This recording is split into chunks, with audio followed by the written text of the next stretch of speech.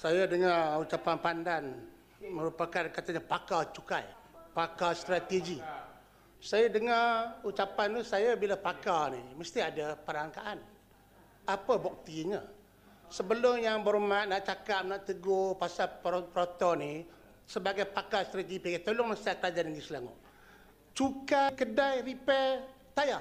Waktu tu masuk kita merintah, biar memerintah, cukai kita hanya kenakan pada kereta repair tayar, kereta motor, untuk mekanik motor.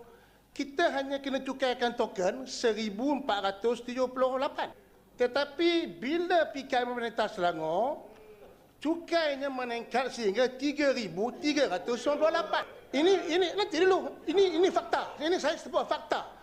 Jadi ini menunjukkan kerajaan negeri juga merupakan penyumbang kepada kenaikan kos rakyat. Baik, itu yang pertama. Yang kedua, Yang Berhormat kata cukai ini hanya diberikan hanya kepada 3-4 syarikat tempatan kroni BN. Yang Berhormat tahu tak? Daripada tahun 2008 sehingga 2013, jumlah pelaburan luar negara, foreign investment, ada 171 bilion. Nak banding dengan foreign, dengan domestik, hanya ada 98 bilion. Macam mana Yang Berhormat boleh membuat tuduhan yang mengatakan bahawa yang mendapat faedah pengenakan cukai ini hanya kroni-kroni Barisan Nasional, 3-4 syarikat?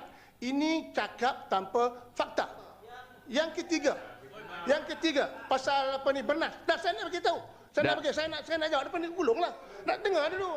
Okey. Benar kena ingat, kalau kita dikenakan cukai, harga beras akan naik. Sebab itu tidak ada cukai untuk import itu, supaya kita boleh kawal harga beras. Kalau kena cukai, harga beras yang kita import lebih kurang 600,000 tan setahun yang tak cukup. Kalau kita kenakan cukai, beras akan naik harga. Pemangkatkan kata, tengok harga beras pun naik juga. Jadi akhirnya saya nak beritahu, cermin diri dululah sebagai strategi. Ini pakar strategi. Pemilihan PKR Kemaman Pengkelang Kabut, nak cakap pasal negara. Jaga kawasan dululah. Kawasan pun tak kerti jaga, nak cakap pasal negara. Kira undi pun tak kerti. Baik. Tanjung Karang jangan terasa bila saya sebut bernas itu, kerana pelepasan cukai itu diberi daripada 2008. Maknanya yang bagi 400-500 juta itu masa dia jadi Menteri Pertanian dulu pun. Itu yang dia bangun cepat-cepat nak jawab tu. Saya nak suruh tarik balik. Menunjukkan sekali lagi dia buta. Sejarah tak tahu cerita. Saya jadi Menteri Pertanian bukan tahun 2008. Ini nak mohon dalam Dewan. Cakap dengar ini pakar apa ni? Duduk. Yang Berhormat. Sebab itu saya kata, ini pakar pembohong. Cakap tak betul. Duduklah Pandan. Jangan nak menipu rakyat je. Sebab saya dah lama dalam parlimen. Saya lama dalam parlimen, saya tak boleh dengar lah. Saya tak boleh dengar ahli parlimen memohon dalam Dewan Rakyat. Ya, cukuplah. Ya. Dah cukup. Ya, sila. Baik. Datuk Yang di-Pertua, Tanjung Karang masuk lambat tadi. Alustar sebut bahawa insentif 455 juta pelepasan cukai import ini diberikan di antara tahun 2008 hingga tahun 2013. Maknanya dalam tempoh itu dia pernah menjadi Menteri Pertanian. Pelepasan Sekali import lagi itu memohong Dewan. Waktu Alustar bercakap, saya dah hadir dalam Dewan. Janganlah tipu Dewan. Saya dah masuk lebih dulu, saya dengar. Maknanya Tanjung Karang ada masalah pendengaran. Saya dengar daripada Kuala Kangsar cakap, saya dah hadir dalam Dewan. Lepas itu bersama dengan Alustar. Macam mana Yang Berhormat kata saya tak dengar? Ini satu tuduhan pembohongan. Tarik balik tuduhan Yang Berhormat. Kata saya tak dengar. Baik ya. Jadi mengenai yang pertama tadi tentang bernas dan pelepasan cukai.